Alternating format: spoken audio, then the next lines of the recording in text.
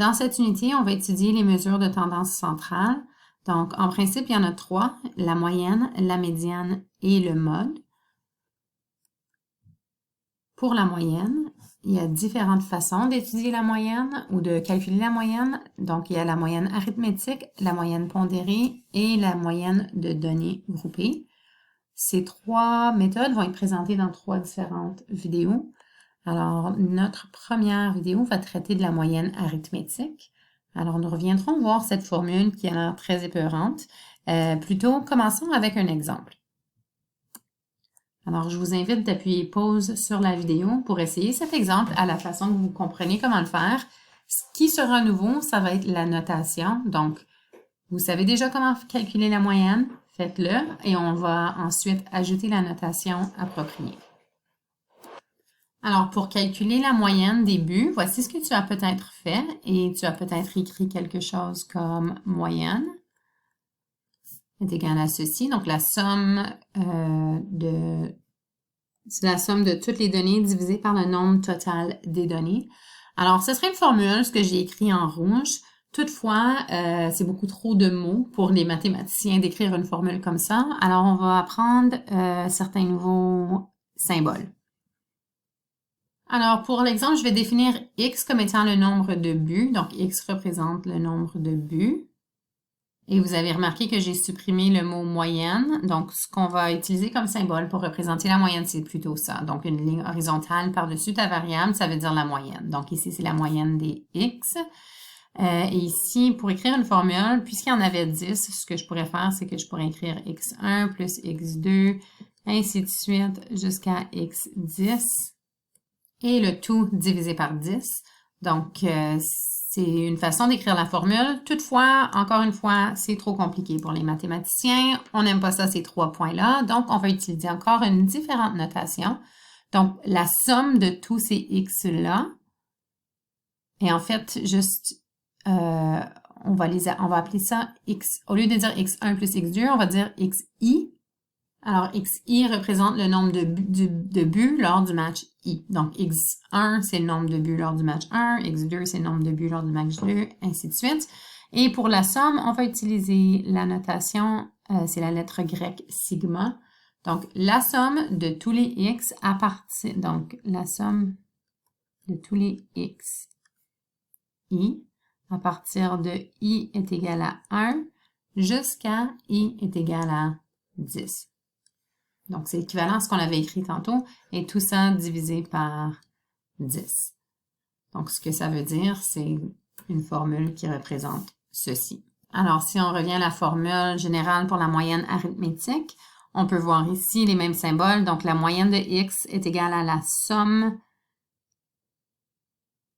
de xi à partir de i est égal à 1 jusqu'à i est égal à n, n étant le nème terme, donc le nombre total de termes, et tout ça sera divisé par n, donc c'est le nombre de valeurs dans l'ensemble.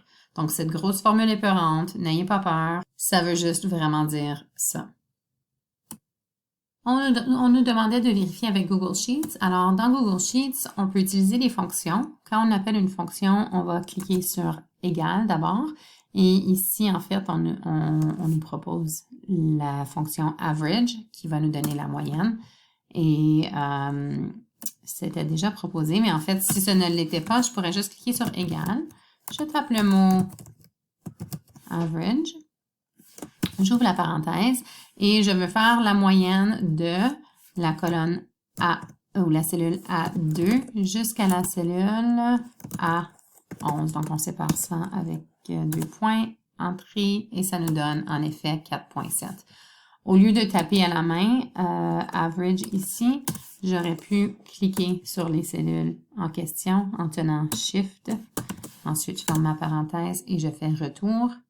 Troisièmement, au lieu de travailler ici dans la cellule, une fois que j'ai cliqué sur la cellule, je peux taper à l'intérieur ici. Donc, si je voulais changer quelques paramètres ou quoi que ce soit.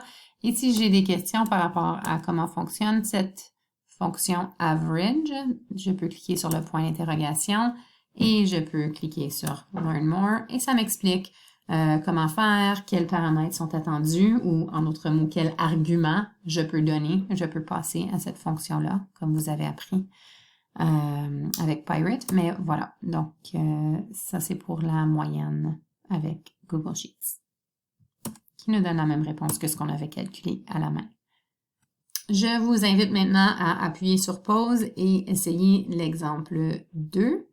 Dans cet exemple, on vous demande de calculer le nombre moyen de personnes tuées sur les routes et combien de personnes en moyenne sont mortes chaque jour. Alors, encore une fois, sans la nouvelle syntaxe que tu as appris, tu aurais peut-être écrit quelque chose comme ça pour trouver en moyenne 755,3 décès par année. Toutefois, on va se pratiquer à utiliser la nouvelle notation. Ici, au lieu d'utiliser X comme dans le dernier exemple, j'ai choisi d'utiliser D comme variable. Donc, D représente le nombre de décès chaque année. I, donc l'année 1 I serait égal à 1, l'année 2, I serait égal à 2, et ainsi de suite. Donc, ici, avec la syntaxe, en moyenne, le nombre de décès par année va être égal à la somme à partir de I est égal à 1 jusqu'à I égale 10. Donc, ce que ça veut dire, c'est D1 plus D2 plus D3, ainsi de suite, jusqu'à D10, divisé par 10. Donc, on se pratique à utiliser la formule pour bien communiquer son travail. Et voilà. Deuxièmement, en bleu ici, puisqu'on cherchait aussi le nombre de décès par jour, j'ai donné comme nom de variable J. J représente le nombre de décès par jour. Alors, on peut voir ici en bleu au bas de la page que j'ai utilisé la syntaxe qui représente la moyenne, donc la moyenne du nombre de décès par jour. Puisqu'il y a 365 jours dans une année, on a juste à diviser par 365 qui nous donne 2,07. Donc, en conclusion, en mauve, on peut voir qu'il y a 755,3 décès par année. Donc, en moyenne, ce serait 2,07 décès par jour. Alors, c'est tout pour la vidéo sur la moyenne arithmétique. Dans la prochaine vidéo, on va voir la moyenne pondérée.